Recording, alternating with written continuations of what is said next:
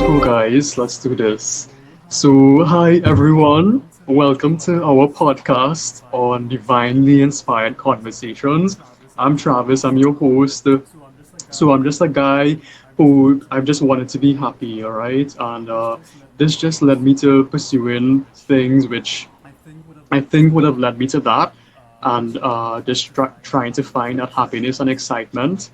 And the thing is, I just wanted to be happy and just be that happy guy. But in society, it isn't good enough to just be that guy, which brings us to this topic today of unworthiness, right? That's our general theme today. So I want to introduce you guys to my soul fam. All right, first I want to introduce you guys to Enya. Hi guys, my name is Enyo. I am a divine intuitive tarot reader and I have a YouTube channel as well, and I also do during the day application support specialist job, and I do also have a very huge passion for spirituality and just connecting with people and understanding the connection between spirituality and us as a collective. Thank you, Enya. And I want to introduce you guys to Jared. Hi guys, I'm Jared. I'm an engineer by trade, and I've always had a passion for things that are a little bit more mystical and fantastical. I really got into this spiritual space because, as a friend once told me as we were going our separate ways, that he feels like I was always searching for something and he hopes one day I'll find it. And yeah, hopefully through this work and through my own growth, I'll find what I have been always been searching for, because he was exactly right. So yeah. Thank you so much, Jared. So, guys, we're here to discuss today unworthiness. Is it okay if I just ask how you guys would define the unworthiness? And if it okay, I just want to say, well, yeah, let's start with that. Yeah, how would you guys define an unworthiness? So for me, unworthiness is that feeling that you are not living up to your potential and not living up to the expectations either set by yourself or external factors around you. And because of that, it is making you feel like you do not deserve all of the privileges you have, whether it be your physical privileges or your emotional or mental or even the external things that you have, the certain amounts of wealth you were born with, the lifestyle you live. And that feeling of unworthiness could make you take for granted the opportunities that you have, just because instead of focusing on the beauty that is your life, you're just focusing on all of the negative that you have inside, and you need to grow from that. Yeah, I definitely feel that on you, Enya. I would read, and I love my definition, so I'm just gonna read a dictionary definition of what unworthiness means. It's a noun. It's the quality or state of lacking merit or value. Another noun, the quality of not being particularly suitable or benefiting. So, just by that dictionary definition, my personal point of view on unworthiness is when you basically don't feel like you match up or fit fit the puzzle. I don't know, fit the play, or guess that's the saying, but you don't feel like you match or come to the occasion, or you could bring it to the occasion. So anywhere in your life where you feel like you're not good enough to show up and you lack merit or value, that's unworthiness in my definition. Yeah, thanks so much. I really like the dictionary take on it. How about you, Jared? If I like the dictionary take on it, I think that it was a bit confusing and opaque in my opinion, but I think that they leave it up for to impart your own experiences with it. So I think that we all define unworthiness based on how we feel about ourselves or those around us. So yeah, I think it's interesting. Yeah. Yeah, thanks. Cool. I was gonna say Enya get his ass, but we're gonna keep it divinely inspired here. Um, So, is it okay? So for me, I find the unworthiness part, it's so present in everything. I find basically almost every facet of life. There's so many aspects of unworthiness. It's a very deep topic. It really is. It's very pervasive. It's very, it's very that. It's just very unrelenting. It's an unrelenting quality, and we just see it almost everywhere.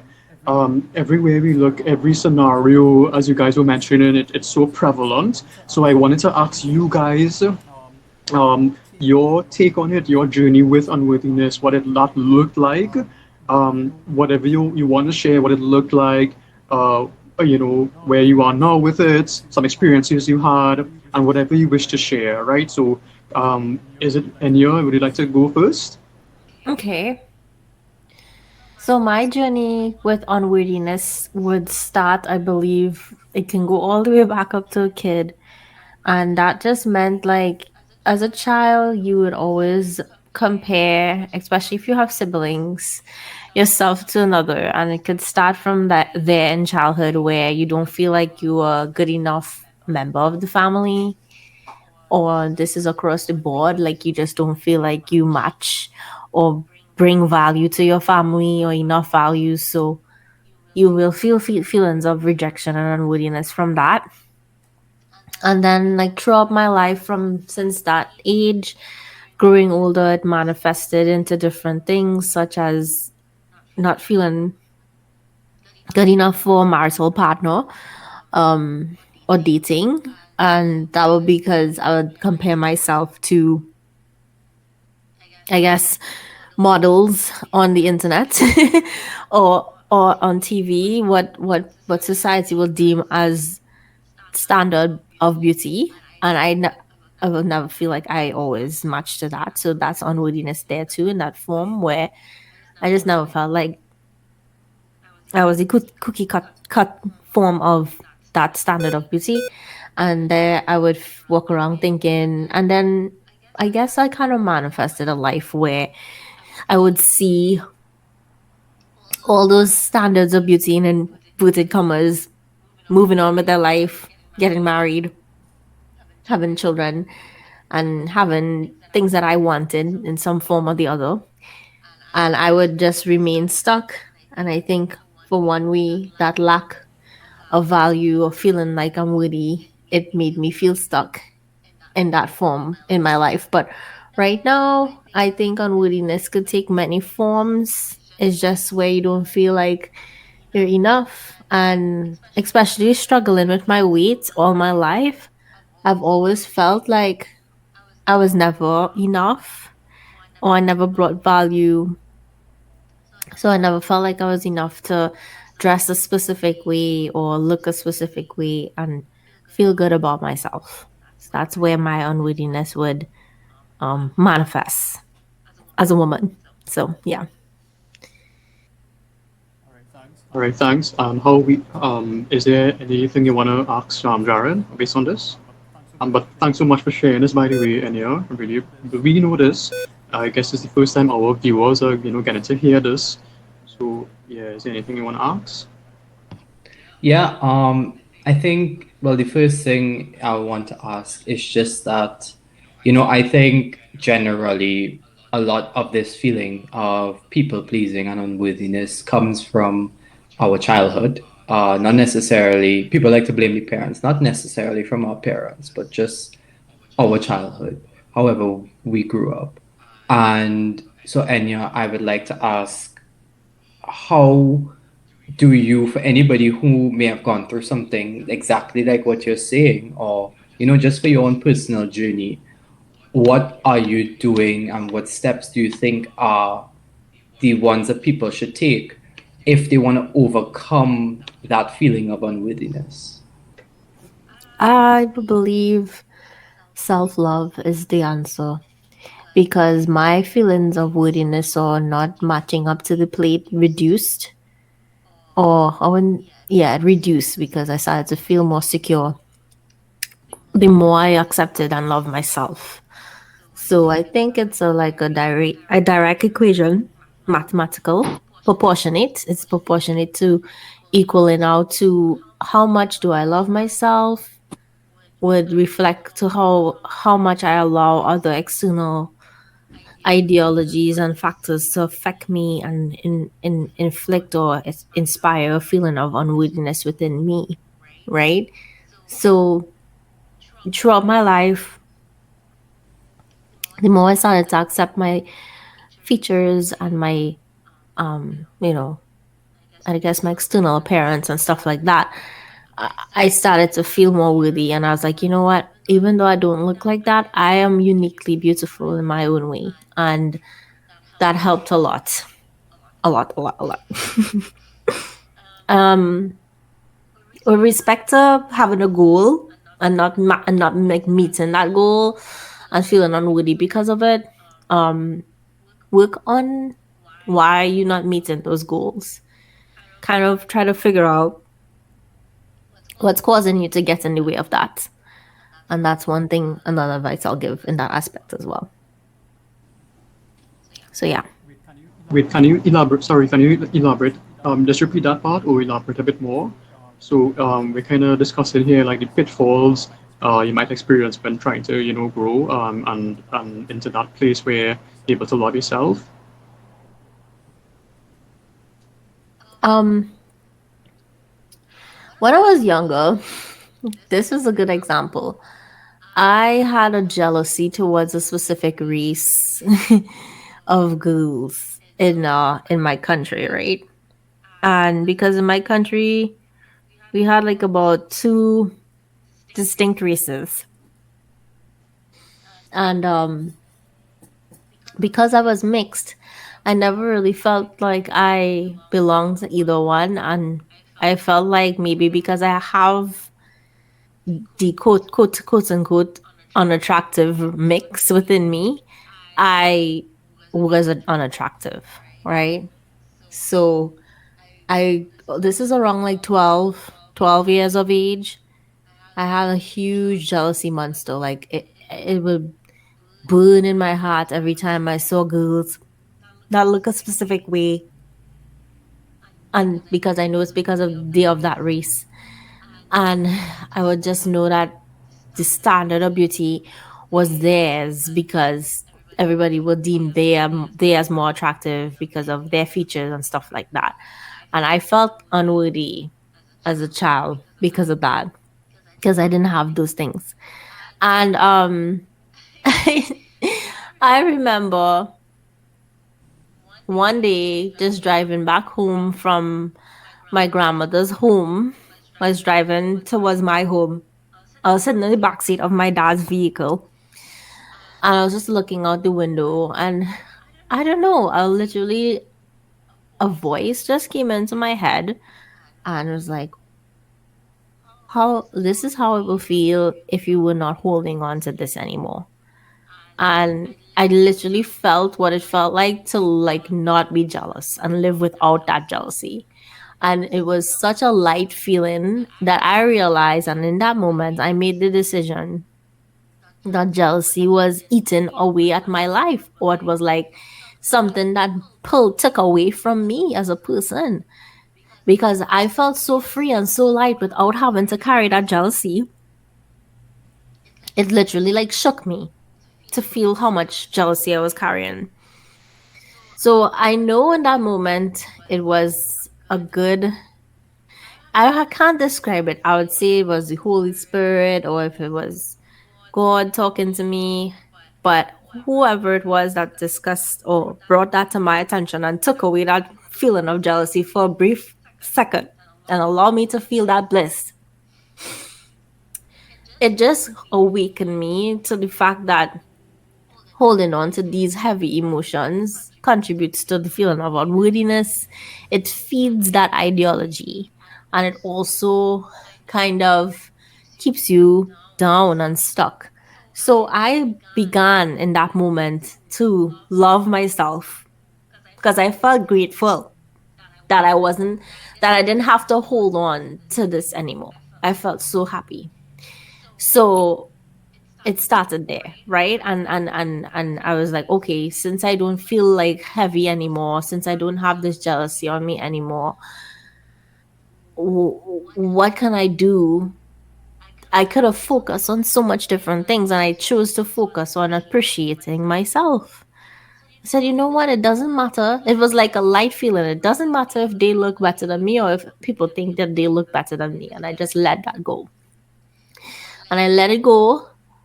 And I started to appreciate me for that. And that's where my self love journey, I would say, began. Because I started to just have room to hold space for myself. And it's not easy. I'm still learning to love myself 100% up to today. That's like what, a few years, 14 years later or something like that or more. Um, but yeah, I'm still learning to love myself. But I do appreciate myself a lot, way more than at that age. And I would definitely say the deciding factor for that was yeah that would have been the deciding factor, the teaching moment for me for releasing that, because jealousy was tied in directly with that feeling of unworthiness. So yeah. Can I just say, Travis, before you jump Yeah, in, yeah, I that actually want you to go to respond there. so I have two things I just want to jump in and say quickly, right? Guys, I don't know if you all ever saw Enya, but she is such a beautiful woman. It is impossible to believe that this is how she saw herself. And I'm not saying she saw herself in any extremely negative way, but the fact that she was comparing herself to others. If you guys ever saw her, she is such inside and out a beautiful person. So it just goes to show you how pervasive these thoughts are. And that is the dangerous part about self image. And not only that, but like the image society puts out there of what the ideal person should look like. And the dangerous part is that nobody in actuality looks like the images that we see on social media or in magazines or on TV. Like all of that is heavily edited and filtered, and it is just so difficult. And to look at yourself and try to match up to that, because nobody really looks like that. We are human beings and we are born to be have our flaws because our flaws make us different, and our difference makes the world go round. And the dangerous part of having something that like looks be the feeling that makes you feel unworthy is that there's like almost nothing you can really do about it. There's nothing you can do to change these distinct things about yourself, your features. And I mean, people go into all sorts of artificial modification now, but and that is fine if that's what they want to do. But in actuality, like that's not a feasible way of modification for regular human beings. At least if you were to focus on things that you were able to change, then it will be a lot easier. But the dangerous thing is when you are only focusing on things that you cannot change and have no control over, then you're just setting yourself up for a life of unhappiness. And as Enya said, like it really does come to that self-acceptance of I am beautiful, I am worthy of love and attention, and I just need to learn how to show myself that, and I'll realize how much the world accepts me. It's a lot easier Mhm. said than done, but it is It's all about extremely powerful. perspective. Exactly. Exactly. It's all about perspective. So Hello? yeah. Yeah, yeah. Sorry, You Anya. guys hearing me? Yeah, yeah, Yeah. yeah. We heard when you said it's all about Sorry, no, I was perspective, yeah. just saying it's all about perspective, and it's like you need to be able to understand, especially if you guys are people who believe in manifestation and the law of attraction. This topic ties in life, in every single thing, even in a topic like unworthiness, because if energetically you're carrying that heavy jealousy, and other emotions, how do you expect to attract positive things to your life that will match a vibration of worthiness and a vibration of feeling like you're good enough? Done. Yeah. Yeah, Travis.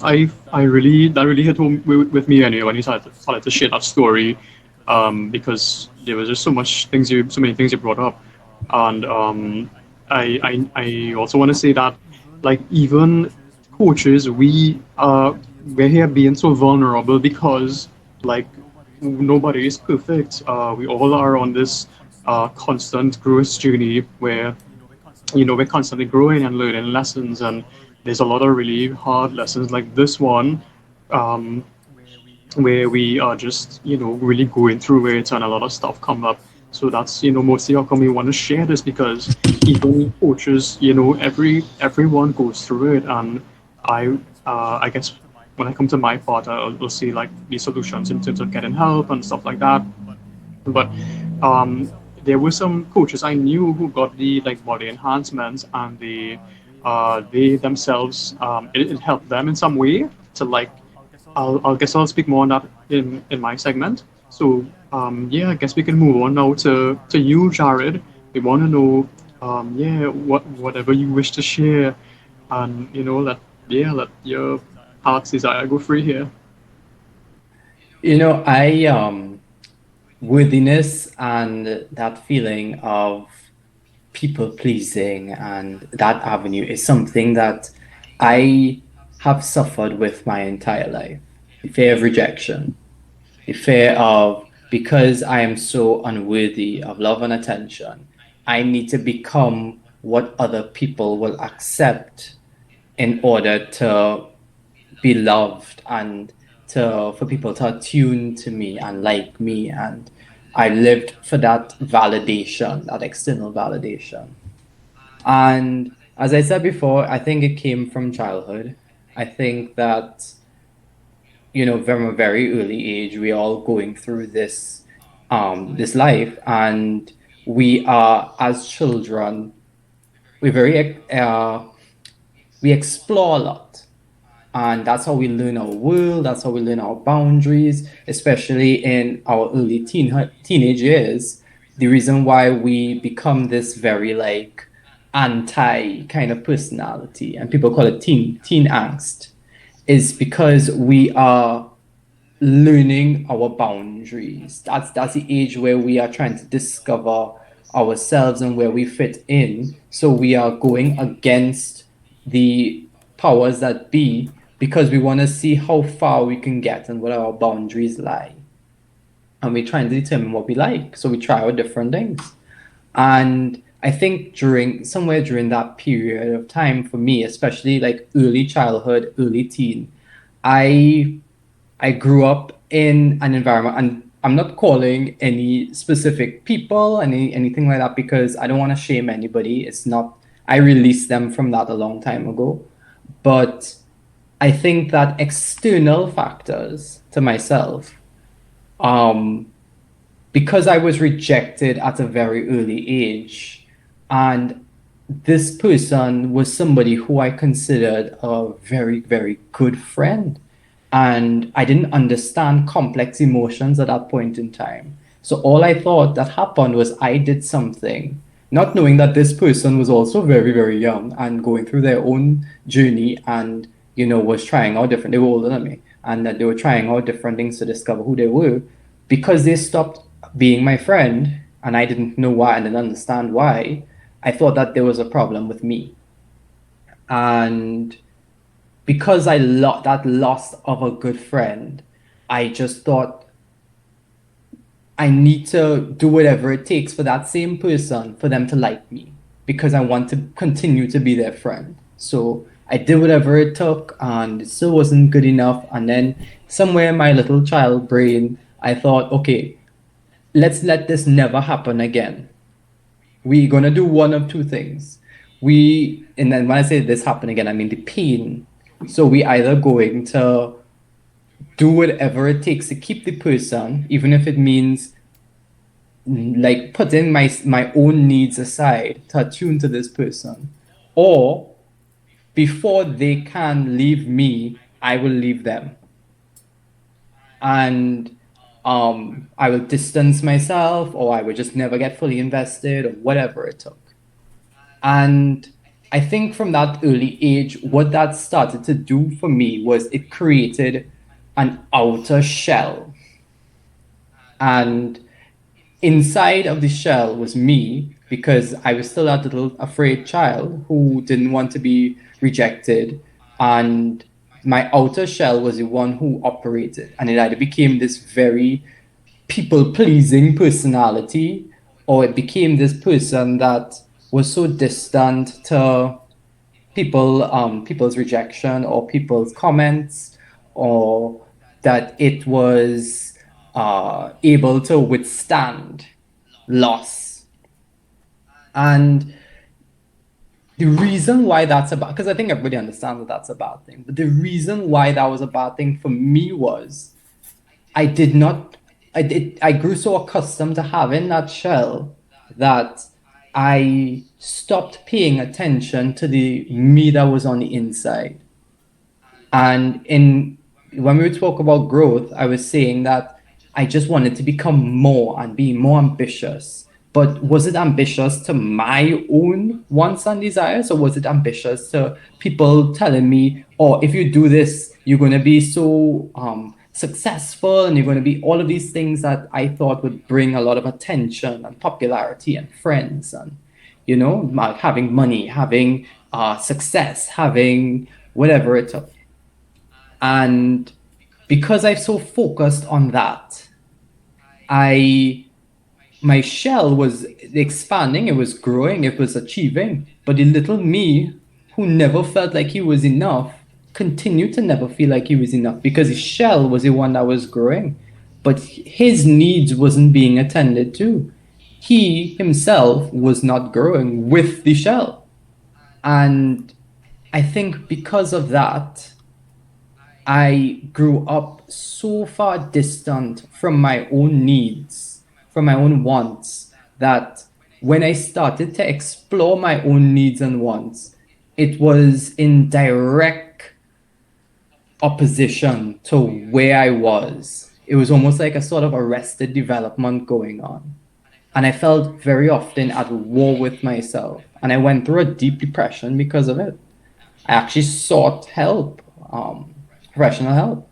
And it was that I had some forms of social anxiety, and I had real problems that I needed to work on because of that lack of attending to who I was and adjusting it to my growth.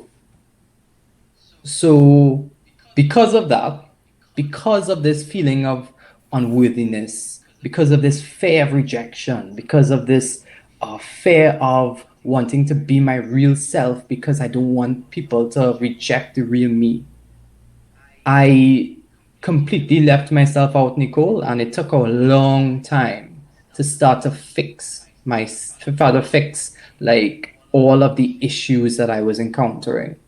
And it's a process, honestly. Some days I want to say that I'm completely fixed of it now. Some days I feel really, really good about it. I feel like, I am living my best life. I'm attending to my needs. The people in my life are really people who support me and are there for me. And there are times that I just seclude myself because I'm afraid to go out and be myself, because I think that, I'm alone in my journey. And I started asking myself, did I make myself alone in my journey? Or did sorry. Did I make myself alone in my journey because I was so afraid of others? Or is it because I like being independent? And that is the problem. Like, because I don't have the answers to all of those questions, these are the things that encounter when you are along that journey, along that process. So at the beginning of this episode, I said that my friend told me that he hopes I find whatever I was looking for. I think what I was looking for was a way for me to just accept who I am, whatever that may be, however flawed and imperfect that version of me is, a way to accept who I am. And is it going to come from me achieving all the things I want to achieve? Maybe, maybe not. But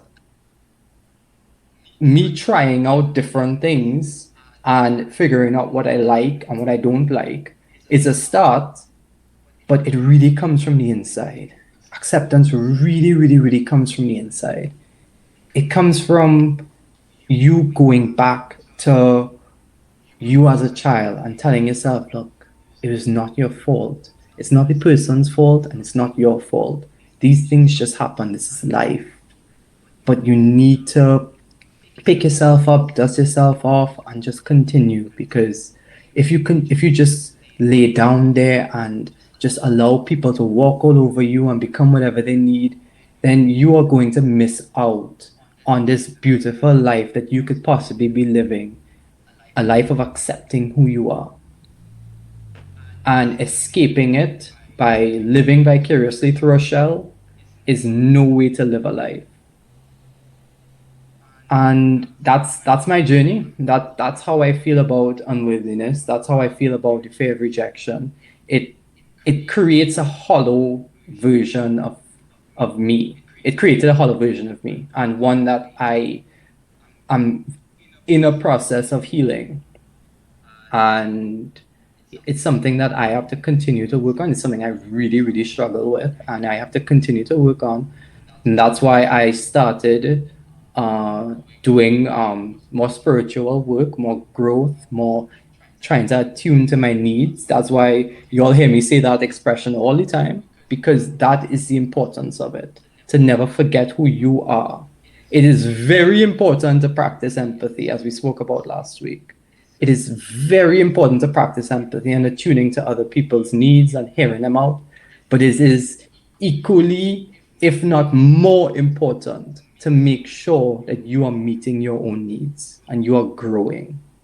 Because if you are not growing, then you're hurting yourself and you're hurting the ones you love. So yeah, I think that's people pleasing is a real pain, and it came from me not wanting to let anybody down. Just me wanting to have people around me that loved me. And is it real love? And yeah, Travis, is it real love if you just Not if people it coming pleasing? from a place of lack, Yeah, because you would be pretending to be somebody you're not.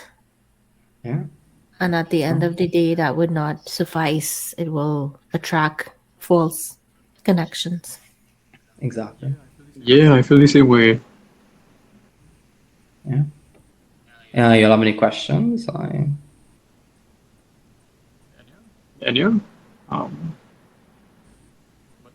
but I kind of just I say that thank you so much for sharing that and being so vulnerable with your journey and the stuff you've been through and in the past and stuff and ongoing. Thank you so much for sharing those things.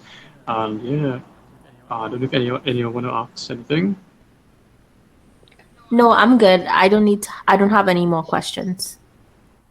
Yeah, me too. I think we just really enjoying just having it come out.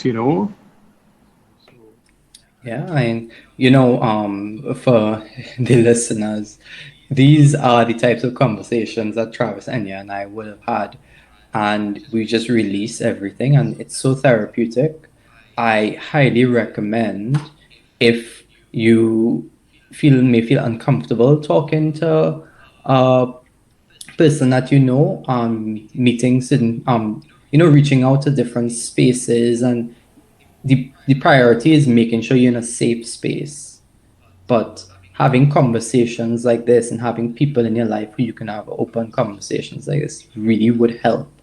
It helps you figure out how you feel, and it helps you feel part of a community that is doing good, for yourself, for the people you love. So highly recommend going out there and meeting people who share these types of conversations with you. Do you disagree? And yeah, that sounded Yeah, very that's on my. suspicious. I didn't fully understand though. Could you just say it one more time? Yeah, I was saying that, the way how the three of us met is through theater, where we started to practice, spiritual growth and connection to the divine. And we we met through that and we started having these sessions and these conversations. Yes. So my suggestion to anybody who may be struggling and may not necessarily want to seek professional help, but also doesn't feel comfortable talking about these kinds of things with their own friends in their life because they fear of judgment, that they go into spaces like these, or not necessarily theater, but just people who are willing to have conversations like this in a safe space, doing research and figuring out whatever works for them and having these, very vulnerable conversations. Vulnerability is very scary. It scares me. Travis tells me all the time I need to be more vulnerable. It's very scary, but it's necessary. It is necessary. For growth, yes. Yeah. Yeah. And the reason why vulnerability scares me is because of this same feeling of unwillingness. I feel like um being myself will get me rejected. So I don't want to be vulnerable. I want to be a version of me that people would like, but it is Yeah, not that would be serving me. right because then is it that you were constantly trying to keep up with an appearance? Apparently, Doesn't but that get exhausting? it was not serving me. Honestly, it really When wasn't. is your true self going to come out? Like, who is that? And what is he like? And what is he like? Honestly, I think I'm becoming a truer version of myself, and it's a process. It's not something that I can just answer off the top of my head, but I do know the things that I really enjoy, and um I do try to attune to that person. So I am funny enough, when I'm on my own, I attune to who I really am. It's the problem when you bring in other people, and I think that is what I really am working on right now. Is it okay if I disagree? Because we we just spent so much time together speaking. That was such a beautiful suggestion with the getting the most beautiful souls to speak with because you get to really know them and have these deep conversations. So Enya, Jared, and I have been speaking for a long time. We shared so much stuff, and I just, I it made me really happy to find a space with these guys to be all vulnerable. And I find with Jared recently, kind of basically told me, expressed to me his feelings about his intentions, and it just spoke wonders to me, guys. Like it blew my mind and my entire universe hearing how deep Jared's intentions are for like this podcast in the first place, just being a divinely inspired place. And I know I'm going a bit off track, but I'm really just trying to say how, to me, how deep is how much that tells me about Jared, and how it that's high frequency of an intention. It was just everything, and I just had to recognize that. Oh, thank you so much for that, Travis. I love that. Yeah, me Oh, too. when I said, by the way, when I said about bringing others in, I don't mean you all. I consider you all part of my soul family. I'm talking about like people on the outside, people who wouldn't Yeah, understand. we're gonna have guest speakers in the future with certain topics. Yeah. Hmm.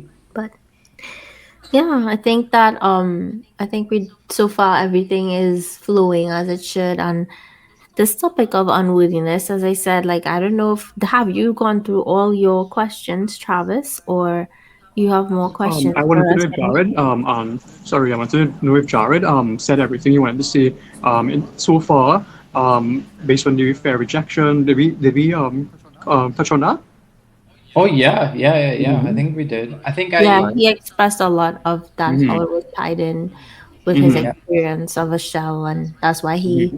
decided to pretend to be something that will people will like because he feels like if he was fully, himself, it would leave room for rejection and um doing things to please others was something that he did as a survival mechanism because he purely just wanted to feel like he belonged somewhere.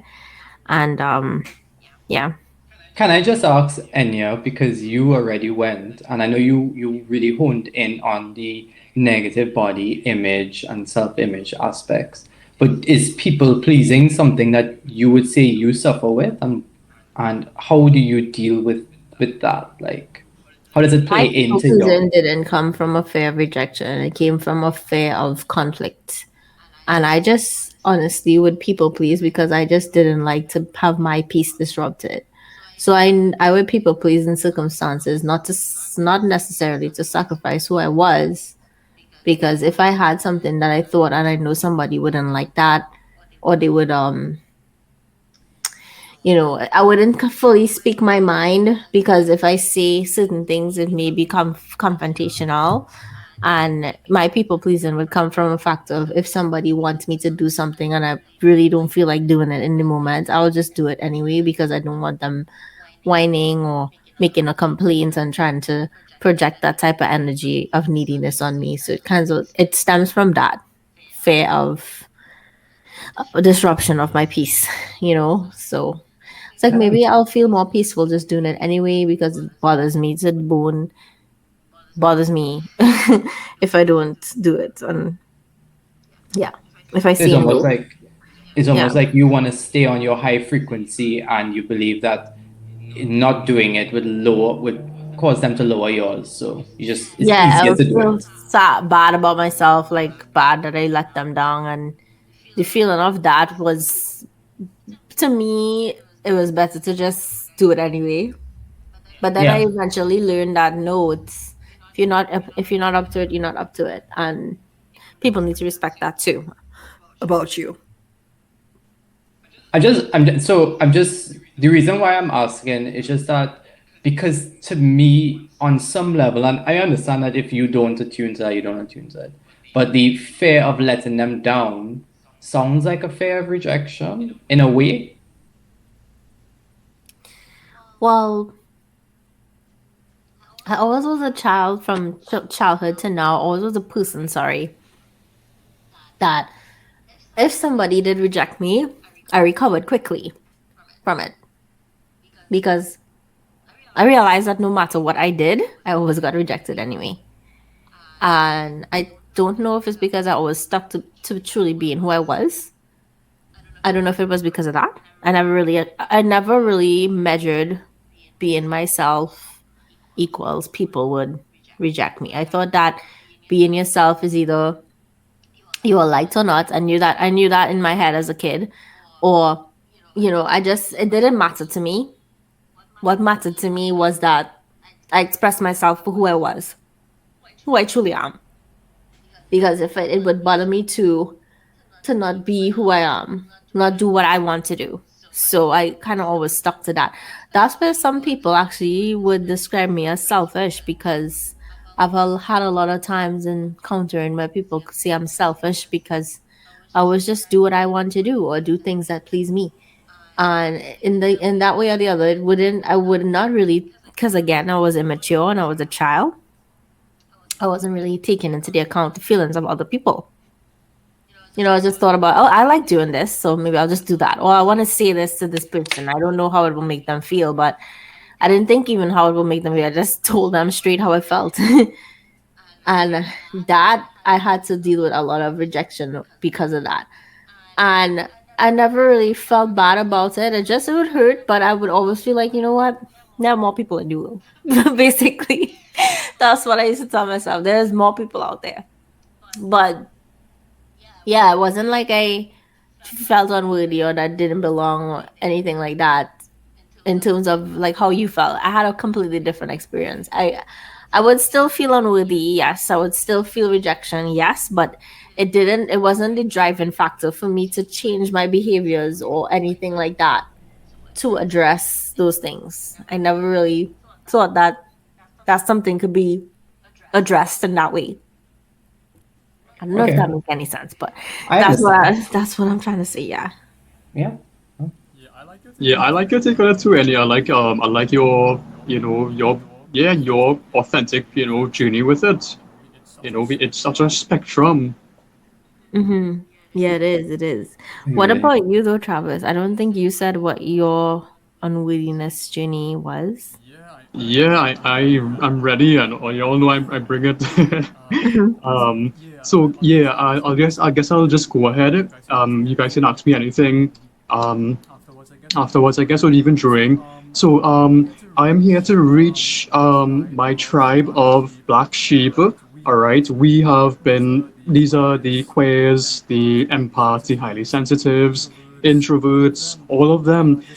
Just because we have been the black sheep of society. I mentioned this in the first one where we've had a hard time being like accepted, feeling worthy in this world where it's just been so different from what we from what we ever like felt. It felt, I would say, the world as is, its current operations.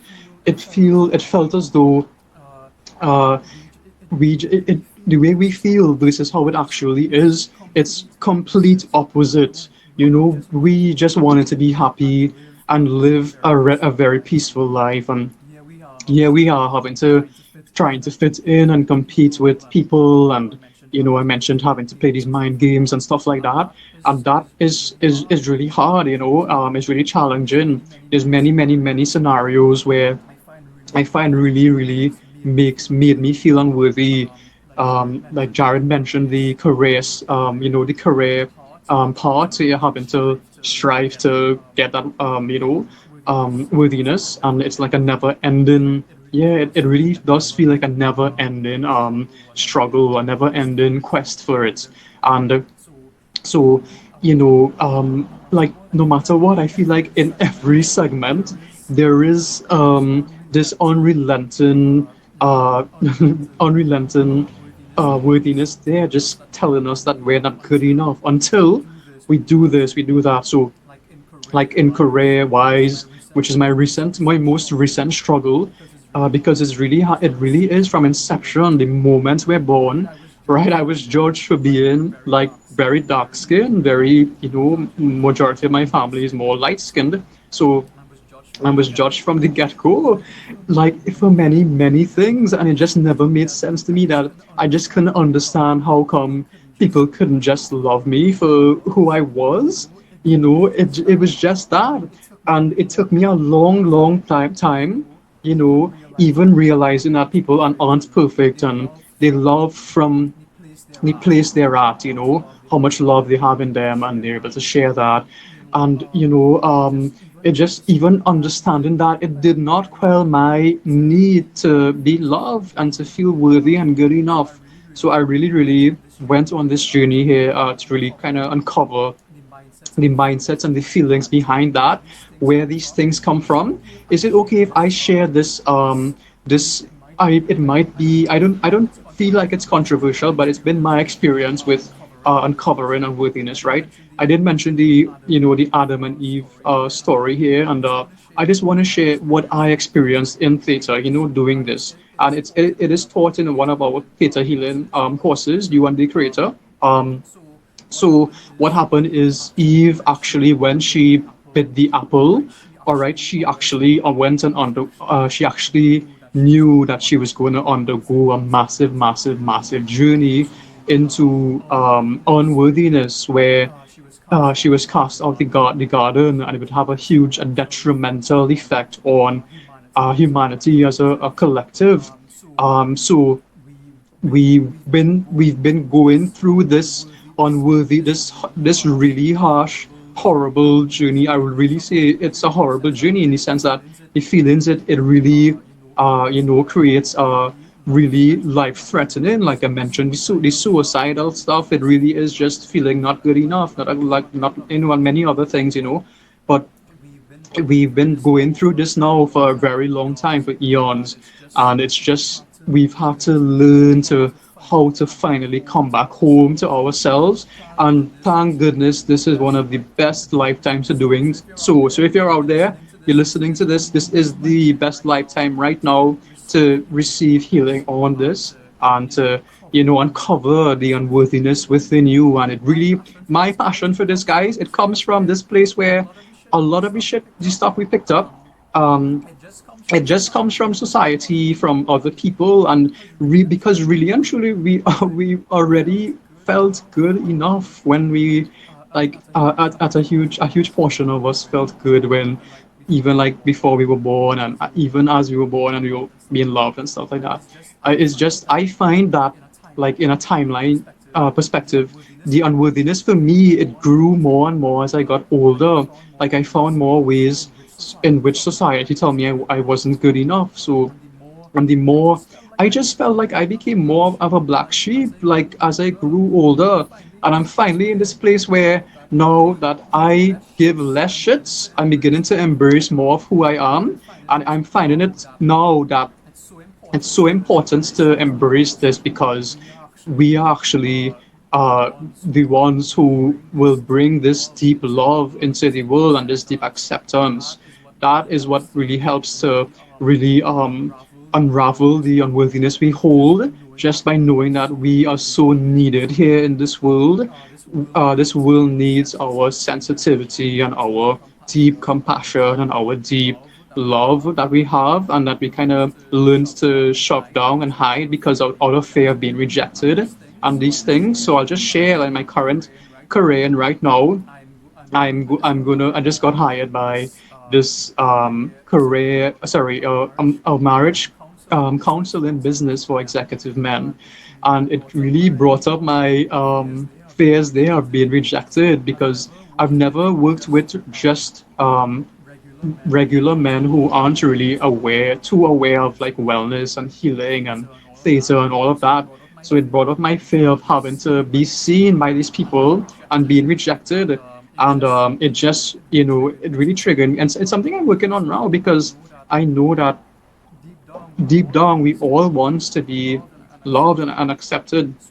So it just triggered me there, to have to work on this. So yeah, I just feel like going through this, I'll find my own way to be myself and to really be soft and compassionate and caring to these men. Because even though I did feel, and yeah, wanted me to bring this, so I'm making sure to bring it up. Even though I felt that these men rejected me my whole life, I really was not part of that tribe of males whatsoever. I was really rejected and bullied by them my whole life. It just was that experience where that, I just had a really hard time. I barely received any love from any males in my family. Actually, I would say none, right? And I just had a really hard time for no reason, just for just being a quiet, such shy, soft, effeminate kid. It was such a huge offense to them, and it really triggered them. So I really did not receive much love from the males.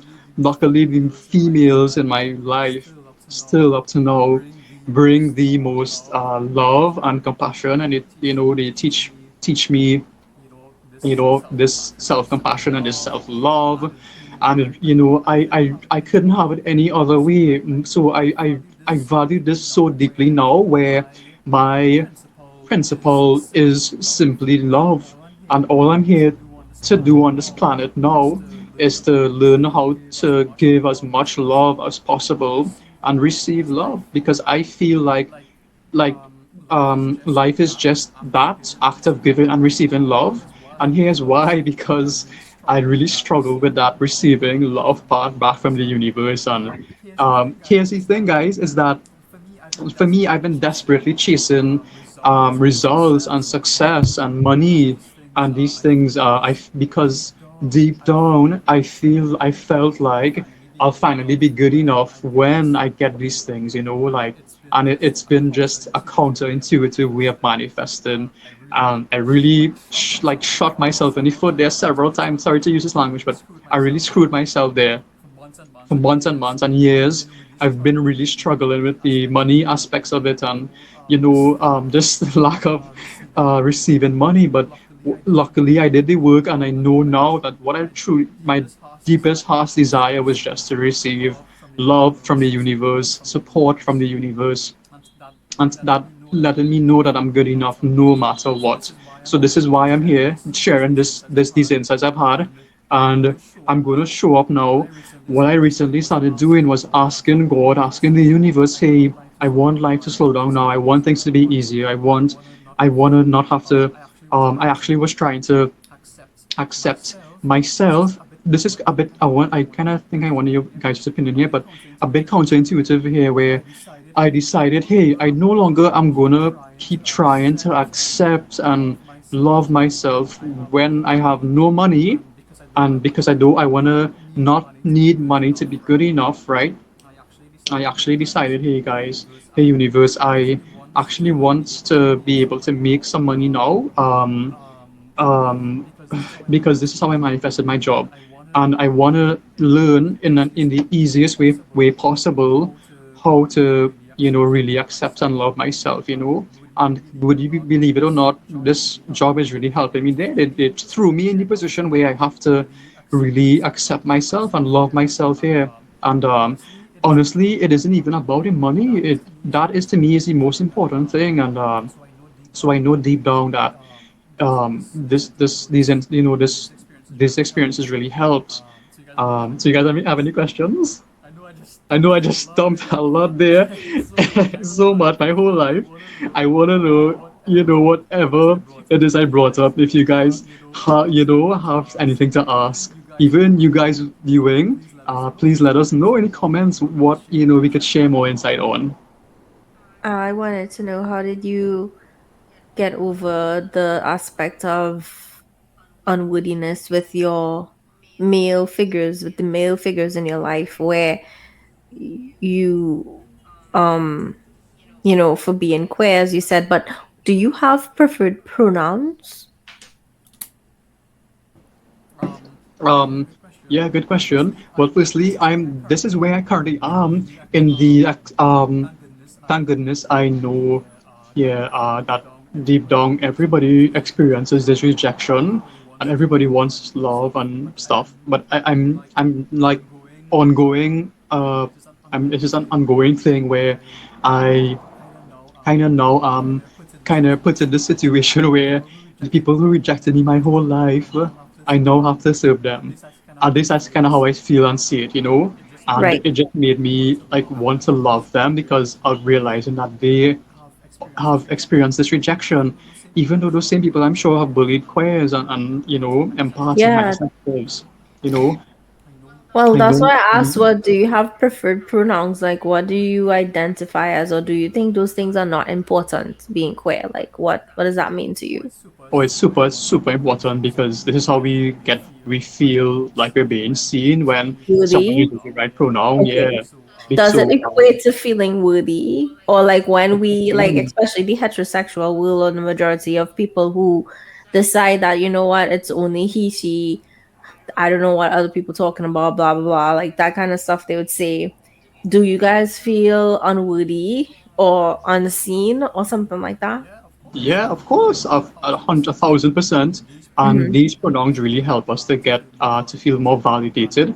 And funny enough, would you believe there's even straight people, entering the gender spectrum just because of and not and just unsubscribing from it on the whole because it's just like we're so much more than a gender. Yeah, right. So I think, yeah, as you said, there are many different, yes. So right back to that, it was, my question really was, how did you grow from, do you Mm. think you have gotten over the unworthiness feeling from the masculine figures, or you think it's something you're still working Mhm. through? Yeah, so where it hits home the most, like my brother, my dad, those would take a bit more time for me to like come into the place where I'm trying to take things less personally when they attack because they haven't healed yet. They haven't gotten to those places where their What subconscious on. happens when they attack? Mhm. What can, do you mind going into more detail Yeah, there? yeah. What is the attack you're referring to? Yes. When they like my brother would still make a lot of homophobic reactions, and he outed me to my mom. Stuff like that. He would just, he would. like call me names and whenever we interact sometimes. Well, he is a deeply he gets triggered really easily. He's very angry. So it's just like what he just lashes out extremely quickly. And same thing with my dad, but my dad wouldn't call me names for so much. He would just but he would still say stuff like it's girly to wear earrings on both sides, and he would be really triggered about that and be upset, and he can't move on until I acknowledge that from him, and he needs an answer, and he needs me to, not only that, he wants me to actually change to conform to his image, his image of worthiness. So I've had to really deal with that, and the good thing is now that I have enough acceptance where I am able to like love myself enough to not conform to it fully. But it is this ongoing journey where I'm really trying to take things less personally, because on the empathy episode we discussed how hard it is to just kind of pull away when we're so empathic. So I luckily, with more love and this self acceptance, I get to pour that more into me, so I get to be less affected, to take it less personally. I really want more of that. That's my intention. I want to take things less personally, so that whenever people do, it's a reflection of them. I just want to learn how to pull away my empathy more, my energy more from those experiences. Yeah. Okay. Thank you so much for this question, for those questions. You have any more? And Travis, so I just wanted to say two things. The first thing is just that, you were so right when you said that the fact that certain things cause a trigger in you. Not you when I say you, I mean you in terms of when this fear of rejection really brings about a lot of triggers. It's almost like if when somebody isn't validating us, it feels like I am being triggered, and in their mind, it's not, they aren't rejecting us, but it is our, I guess, insecure brain that is telling, hey, this is a rejection. So get a little bit defensive, get a little bit triggered, protect yourself. And I'm just saying that because I experienced that. So when you said that, it made me I realized, well, I realized this before, but it made me identify so much more with everything you said. And um I so appreciate your story, and I just want to say, because I identify as a cis male, um, I wanna just say that I believe that men that grew up in our time, hopefully as time goes on, things will get better. But I believe that we were socialized to have a certain way of thinking, have a certain way of operating. I was told, and no, this is not me mixing words, or I was told, quote, men do not show their emotions. Men are supposed to be stoic, they're supposed to be strong, they're supposed to, it's not a manly thing to cry, it's not a manly thing, and coming from a Caribbean background, it's almost like if you cry, they tell you, what are you crying about? You want to give you something to cry about. And so Big man don't cry. yeah.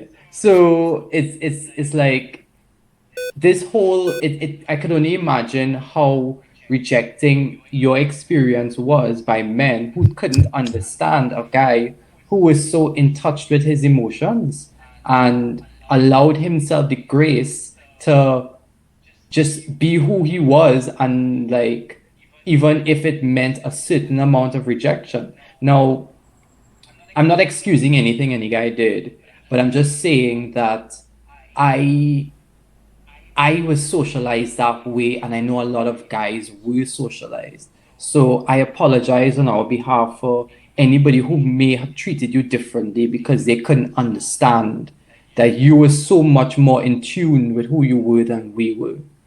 We were just almost operating based off of programming as opposed to operating from how we truly felt. And the rejection you got from these guys, I it had nothing to do with you and everything to do with what was wrong with how the society raised us at that point in time. And I think that the fact that you were able to come out and be strong and love yourself and, fight that fight, I can't imagine how much bravery it took. And, it is such a beautiful thing that you are out here just being your truest form of yourself. um, Even when you say that, these identities that our community carry are so important to us because this is how we show up. We, for our entire lives, we have been told that we are, meant to be hidden in a closet, but no, we are here. This is us being us, and I love that for you guys, and I completely send all my support with regards to that. um so yeah, so I guess my question, I know that was a long set of problem, but my question is just that, um I think that from a guy's perspective, I think it would be such a beautiful thing. I think for you to now be lending support to them because you have had the hardest trial of going through the hard work of learning how to accept who you are in this community and find yourself. And I think it's such a beautiful thing for you to give that privilege to other people who more operate out of programming than actual love for themselves. So, my question is, how can the people who do understand and know support you in terms of helping and fulfilling that mission that you are on right now? Yeah, thank you so much for that, Jared. That was so beautiful, and I appreciate that so much. And not only that, many of us in these tribes, we just appreciate that so much, and for having friends like you guys. So we are so grateful. I'm so just so grateful for that, and yeah, and I wanted to say too that our episode on empathy, it it really hit the nail on the head there, where how the best way to support us is really just showing love. And I'm not sure if you refer to someone specifically, but really and truly, this support from you and Enya, and just receiving support from like the straight communities, and that is what we don't ask for much. We just wanted love. That's the thing. We just wanted to be seen and have a seat at the table. And it just was that we were rejected so long without we just wanted that space, and we want that acceptance, and we wanted the legislations around that, being able to have marriages and kids and these rights and these things. That's what we need from more from society. That's how we get the support there, to be honest. And if more and more guys like you both, like both of you all would awaken to just show up and support us in these ways, that truly changes everything. Of course, of course. I I would like nothing more than for other men to awaken to their true feelings and feel like they're safe in a safe space to really feel how they want to feel. I think that that would heal so much of the toxic masculinity that is present in our communities these days. And I think that we will be talking about this in a future episode because I do think it is such an important topic. I But I think that any way that you can help, I think would be so beautiful because you have been through this feeling of rejection, and that is ideally what they themselves feel. And I don't want to make this about them, and this is about you and your time and your journey. But I do think that that will be such a opening and heartwarming experience for the both of you all in that space. And I wish you all the best with that venture, Travis. Oh, thank you so much, Jared. I appreciate that so much, and I feel the same way as well. That we'll eventually do a part two whenever in the future, and like more on the worthiness aspect, because now the good news is that we're entering this era where now we get to be worthy. This podcast helped me so much. I was struggling. I was going through it there with Enya before. I was telling her I'm so scared of this. I told you as well that I'm so scared of this opportunity to do this, and now I'm here feeling that, oh my gosh, I just can't wait to really spread my wings and fly. And it feels so darn good. And I'm loving the fact that being openly, like, how to put, like, emotionally available in, and letting my guards down. I still have so many walls up, but the feeling of having to be just being able to fly freely and be emotionally present, so myself, that is just feels so good. And I see so many good things now on social media. Well, the social media I follow and you guys follow too, where there's men like doing really conscious things, meditating together, singing, like not even gay men, like straight men too, just meeting up and doing conscious like things. And to me, it's so inspiring, and I'm just loving it. Yeah, I really really love it too. I was watching this reality show recently, and I saw this group of men really come together and support one another, and it was such in a beautiful way that this is what we should be showing more often. And focusing on the fact that men of different backgrounds and ways of thinking can still support one another, because at the end of the day, we're all human beings. We are all in this life, experiencing life together. So we don't need to hold on to old, outdated ways of thinking. We are who we are. We are allowed to feel how you want to feel. So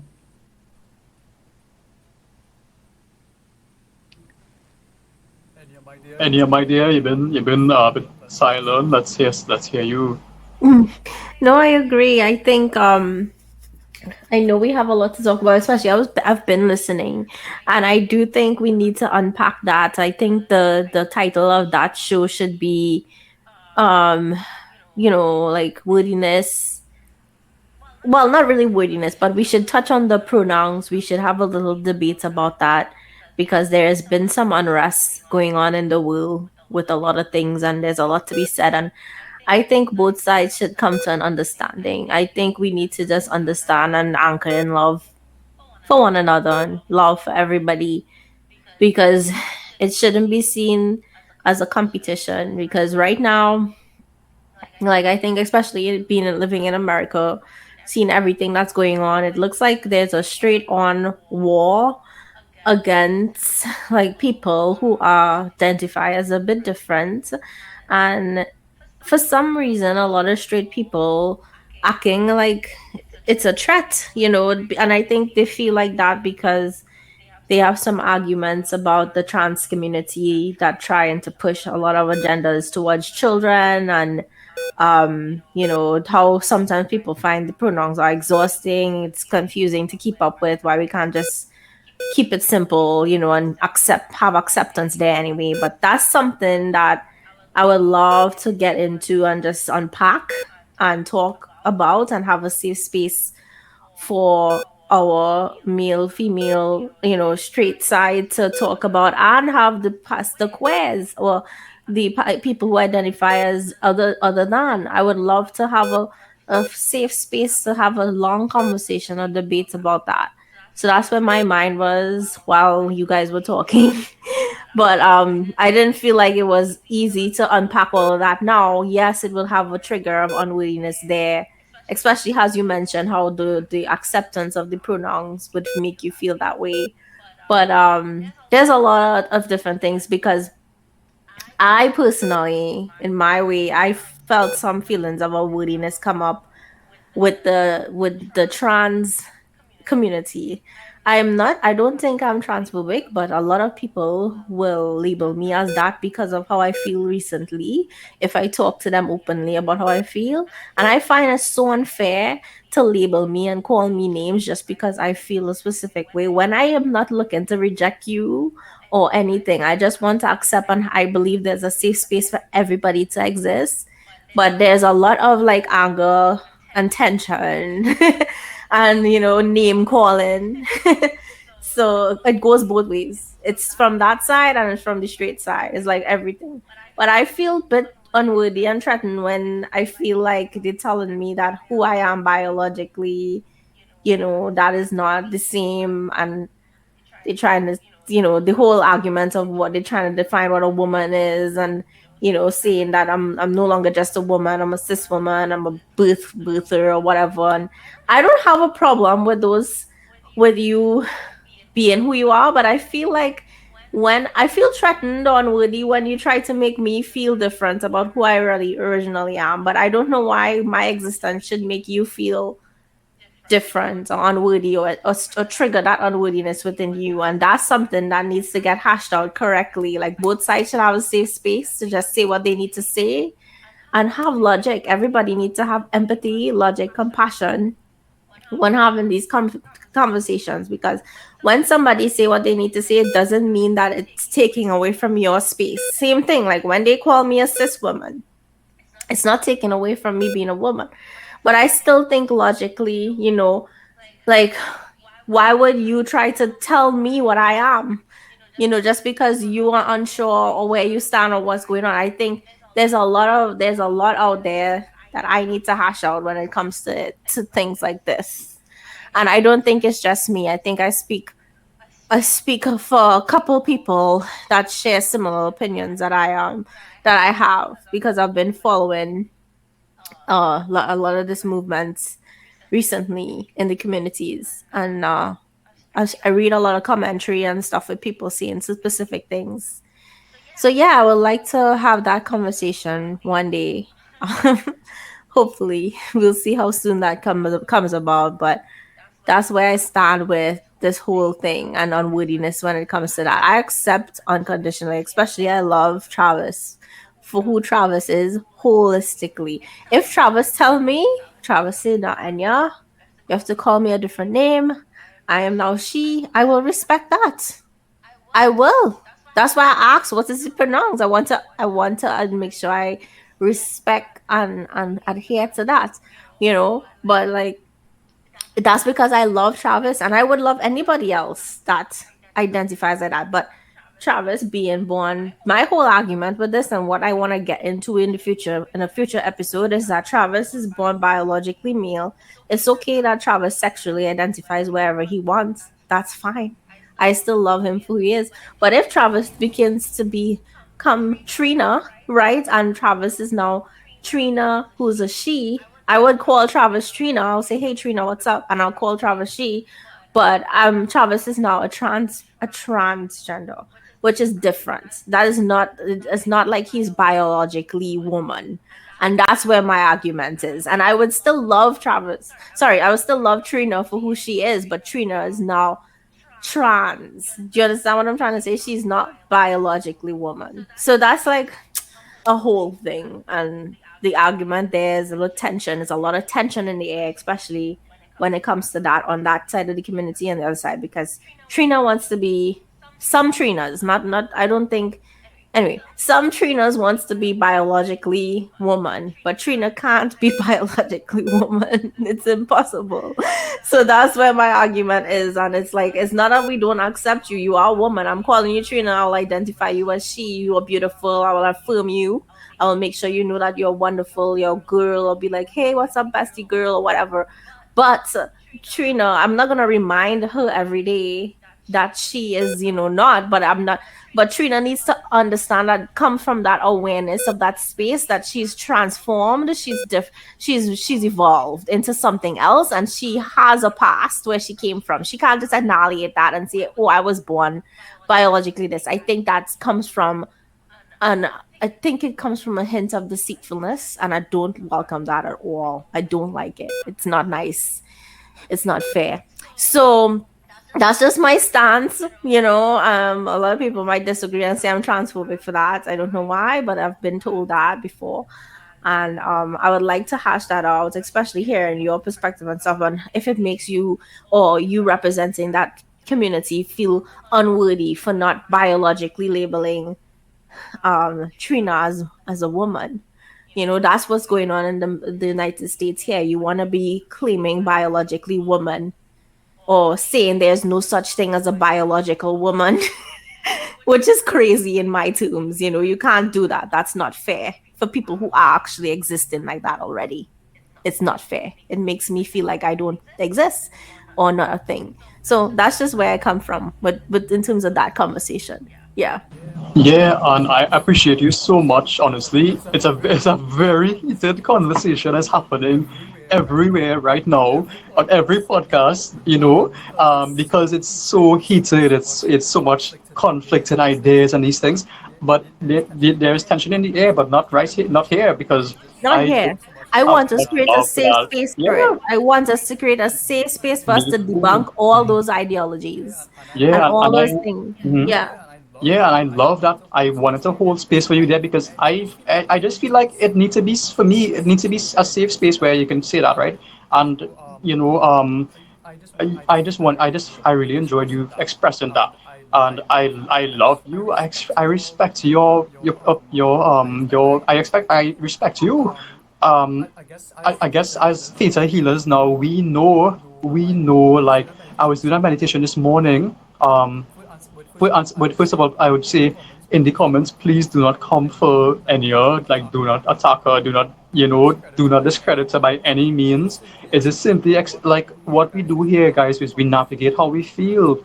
And it's okay to exactly. have Yeah, conflicting opinions. We are allowed yeah, to navigate this. And we will here because we are divinely inspired, we are theta healers, we actually find to guide us. That's why we hold so much love. And I was doing a meditation this morning, and I just sensed that the reason why we go through so much conflict, and we know this as theta healers, is that we really use the conflict to dig up, like the deep our deepest needs are for just love and acceptance. Unfortunately, we aren't able to accept ourselves, so we really kind of ask other people to accept us, right? Yeah, so I'd love to have that future episode.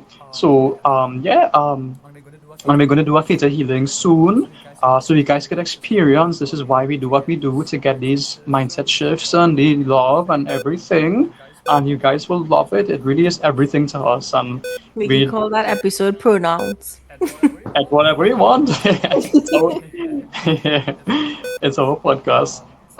So whenever you're ready, and yeah, if Jared wants to say anything, by all means. I just feel so much love, guys. I am just in a good place. Yes. Jared? Yeah, for me, I would just say that um, I don't want to cast judgment on anybody, and as Travis said, please can continue to allow people to feel free to express how they feel, and let's keep this a safe community where people could just have a safe space without fear of judgment. Let's continue that good vibe of without judgment. Um, and with regards to everything you said, Enya, I would love to have that conversation when we do have that topic of sexual identity and sexuality in general. So I do think it'll be an interesting conversation. And with regards to my thoughts on that, I can only talk about from my experience. I can't talk about from anybody else's. But I would just ask if anybody who did feel like that wants to share their story, and they want to talk about why they felt, like if there are any people to use Enya's phrase, if there are any people who went through a similar situation like that and they want to share their experience, please reach out to us and tell us about it. We would love to hear and learn and probably hear a different opinion. And I think it'll be a beautiful back and forth conversation. Um, the first thing that came to my head is that maybe they themselves felt rejected from a certain community, which is why they wanted to go into another one. But that is just my complete speculation, and I would love to hear more people's opinions on that. So yeah, that's it from me. Yeah, I really love that you reached out to more of people there. I appreciate that so much, Derek. Thank you so much. Right. Yeah. So yeah. So Anya, when you're ready to take it away with this meditation. Yes, I am ready to begin the meditation. So, guys, I'm gonna host our meditation today. I basically want to just hold space for us for healing any feelings or energy around unworthiness that we may harbor or hold on to, especially if it stems from jealousy, um, self judgment, um, fear of rejection, unacceptance of self, lack of self love. I would like to just hold some space now and facilitate a healing where we just, and it's going to be very short and sweet. So usually my healing sessions are really, really short and sweet, but it's just going to facilitate an embodiment of unconditional love and possibly some downloads that Creator may have for us here today in regards to the topic of unworthiness. Okay, so when you guys ready, I want everybody to be slowing down the wheel around them in your mind. Just think of everything moving probably 100 times slower than it is. Just relaxing, slowing down, allowing yourself to pay attention to your breath. Are you breathing fast? Are you breathing slowly? But just pay attention to your breath for a while. Just breathe for a while and slow down and just feel yourself allowing a lot of peace to enter into your space, especially your heart space. Focus in on your heart center. If you have time, close your eyes and put your hand on your chest. Your hands on your chest, it can be any way, but rest it there and focus on your heart center and bring anchor in an energy of peace. And how you anchor in this energy of peace, you allow yourself to breathe and pay attention to the breath and how effortlessly your body just breathes every day it just breathes. And you can slow the breath down. If you're breathing fast, try to slow it down. If you're breathing deeply, try to bring consciousness to that deep breathing and intentionally breathe in light and love and breathe out any stress or anxiety that you may be feeling. If you are feeling triggered, you breathe in peace and you breathe out the triggered emotion.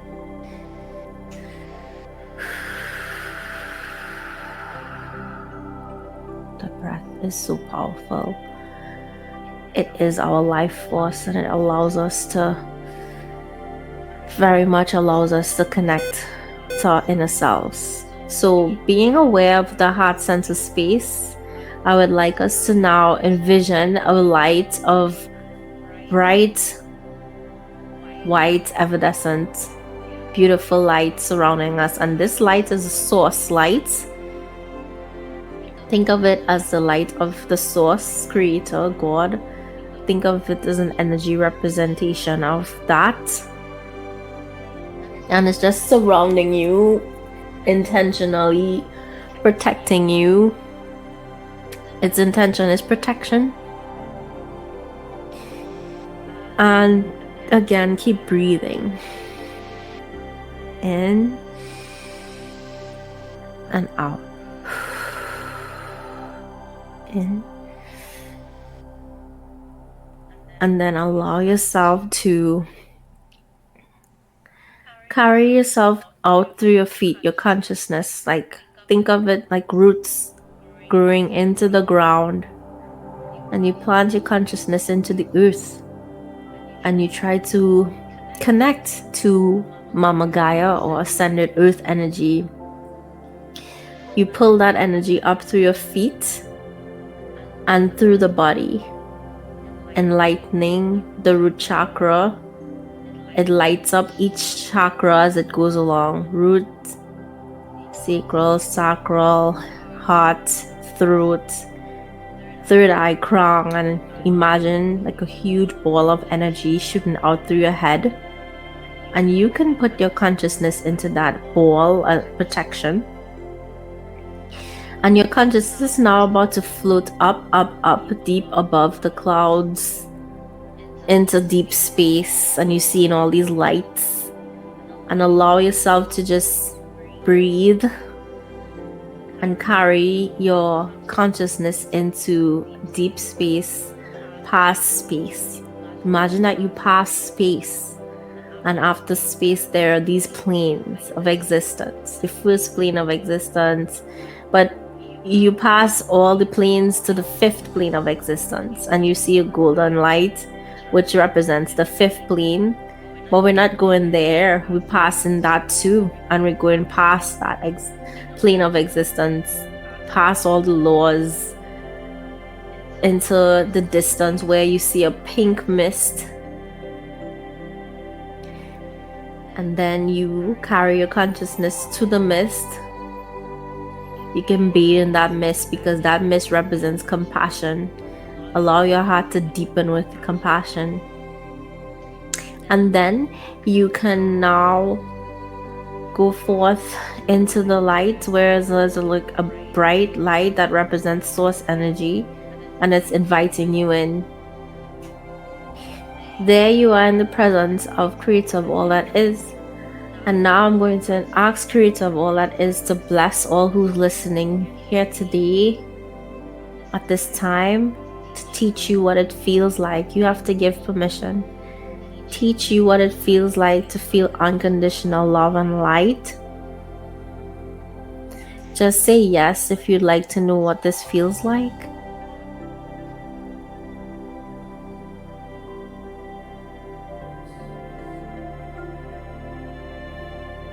Allow it to fill you, engulf your entire being, surround you, and make you feel uplifted. This is what it feels like to feel unconditional love and light.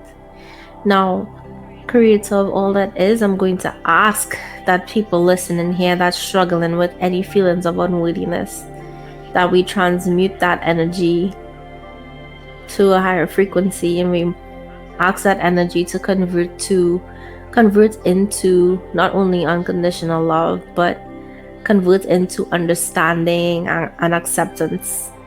So just say yes, but Creator would like to teach you what it feels like to feel unconditional love and acceptance and understanding, from transmuting that feeling of unworthiness into something else. Just say yes if you would like this to occur.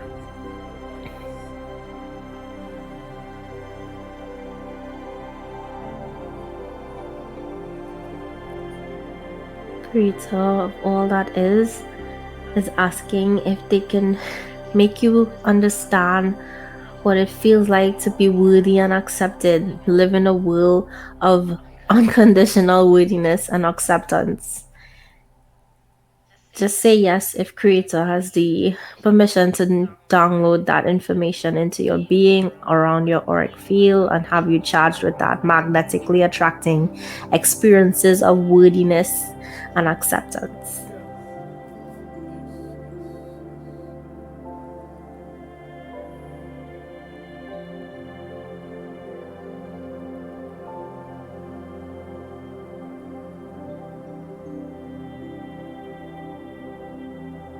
Good. So with that worthiness and acceptance and feeling filled, we now know what it feels like to feel peace. And I would encourage also that Creator encourages us to know what that feels like. So our last download here today in this meditation would be, does Creator have the permission to download to teach you what it feels to feel peace unconditionally in Creator's highest definition, truth, and perspective? Just say yes if you accept.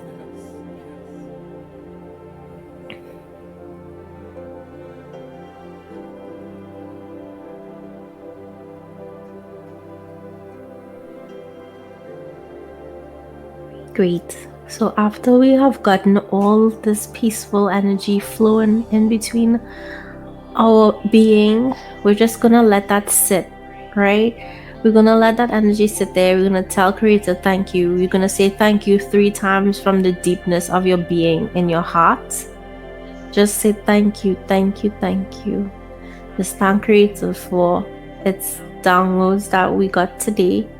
And then we're going to leave, go back into the bubble, go back down, float, shoot all the way down to hover above your consciousness, above your head.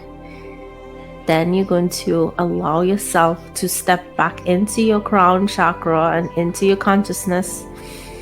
You're going to take a deep breath and ground your energy. Think of yourself pulling roots from Mother Earth into your feet and grounding and being back in your body. Being back in your body, you can wiggle your toes and wiggle your fingers and open your eyes a little bit, look around the room to see where you are. That's you back into the consciousness, thanking Creator, thanking Ital, Life Force Energy for being here with you today and teaching you what it's like to have all these downloads of peace and unconditional love and acceptance and worthiness. And we're carrying that in our being to manifest and to attract that energy towards us in our life going forward. So, thank you so much for joining us with that meditation today. I hope it was enough for you because you are enough. And I wish you guys love, light, and peace. Bye. Hey, thank you so much, Enya. I definitely felt that. I definitely felt that. Like if you guys notice, in the start I was not into high vibes. I was nervous and stuff. At the end, oh my goodness, I just feel so much better, and I decided that I want to grow through ease, and this was one of the ways this podcast getting to speak my truth here and grow with you guys here. This really helped me so much, you know. So thank you so much for this for this guys and for this meditation, Enya. How are you feeling, Jared? Yeah, I just feel amazing. And that was really a beautiful meditation. And yeah, so thank you for that. You're Um, welcome, guys. Before I sign off, just two things. The first thing is that for anybody who we were experiencing some technical difficulties with the recording of last podcast, so just apologies for that. And we are working on it, so it will only be getting better and better from here going forward. And the second thing is just that, as I said during my talk, this feeling of rejection and unworthiness is something that is not going to be solved in one and done. So, for anybody who may be going through something similar, this is a process, and all you can do is continue to give yourself enough patience and kindness and grace to accept that you are on a journey and it will take time, but you will get there. Just try every day to just do a little bit better and just put one foot in front of the other, and you will get there eventually. It is something that is difficult, and I'm so sorry for anybody who is going through that right now, but things will get better. Just believe and trust in your process. I Yeah. agree. Any last words, Enya? No, I disagree. I agree with Jared 100% that you guys are not alone, and this is why we are here to talk and have these chats. And I hope that our conversation rested on your hearts very lightly and be able to receive it with love. And I just send you guys love. So bye. Thank you. Talk Yeah. soon. Bye, guys. We love you, and thank you for that, Jared. And take care, guys. Until the next episode. We just